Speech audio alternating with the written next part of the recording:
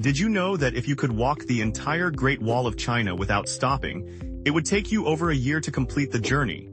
This isn't just a wall, it's humanity's most ambitious construction project, stretching over 13,000 miles across northern China.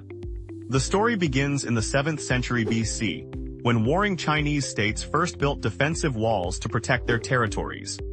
But it was Emperor Qin Shi Huang in 220 BC who transformed these scattered fortifications into a unified defense system. He ordered the connection and extension of existing walls, creating what we recognize today as the Great Wall. The construction demanded an unimaginable human cost.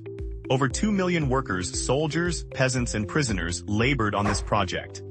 Historians estimate that 400,000 people died during its construction, earning it the grim nickname, the longest cemetery on Earth. Workers who died were often buried within the wall itself, their bodies becoming part of the very structure they helped build. The engineering challenges were extraordinary.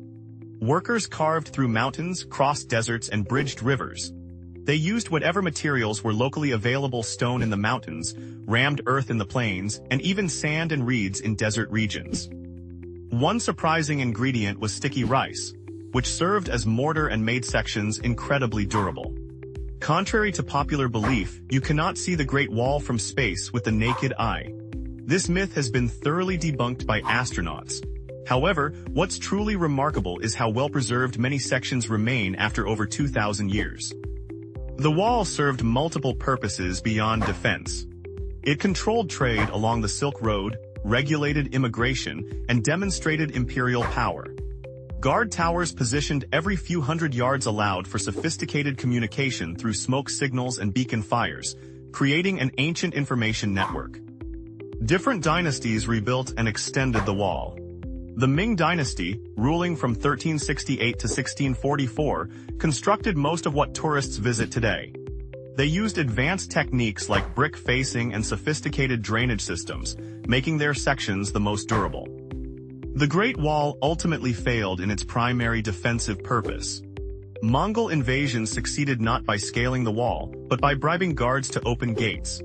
The Manchus, who established the Qing dynasty, simply walked through opened gates after convincing a general to surrender.